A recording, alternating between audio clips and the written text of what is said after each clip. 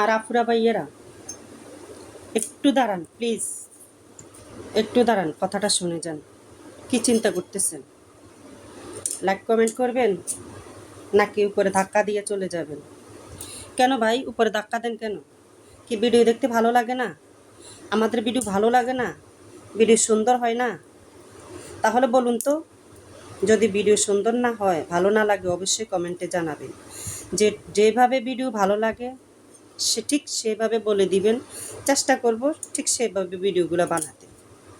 এত কষ্ট করে ভাই ভিডিও বানাই, আপনারা যদি আমাদের ভিডিওগুলো না দেখেন তাহলে বলুন তো লাইক কমেন্ট কীভাবে পাবো? এত হিংসি করার দরকার কি? আমরা তো সবাই সবাইকে সাপোর্ট করতেই পারি। কেন? আমরা সবাই দিন শেষে সবাই বন্ধু, সবাই মানুষ। তা আপনাদের সাথে আমি সব কিছু একটু একটু একটু শেয়ার করি, আপনারাও আমার সাথে শেয়ার করেন। ইনশাআল্লাহ আমি আপনাদেরকে দেখব সাপোর্ট করতে পারি কি না। আমার সাপোর্ট না পেলে তখন বুঝতে পারবেন যে আসলে আমি আপনাদের সাথে কী বকবক করতেছি, তাই না?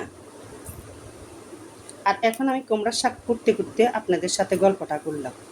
অবশ্যই যদি গল্পটা ভালো লাগে একটা শেয়ার করে দিবেন, শেয়ার করে পাশে থাকবেন, সব সময় সাপোর্ট করে সাপোর্ট পাবেন।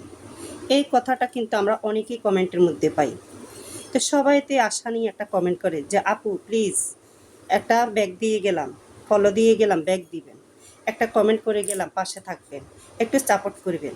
সবাই বলে একটু আশা নিয়ে আসে। ঠিক তদ্রূপ আমি আপনাদের কাছে একটা আশা নিয়ে আসলাম, একটি লাইক কমেন্ট শেয়ার করে দিবেন।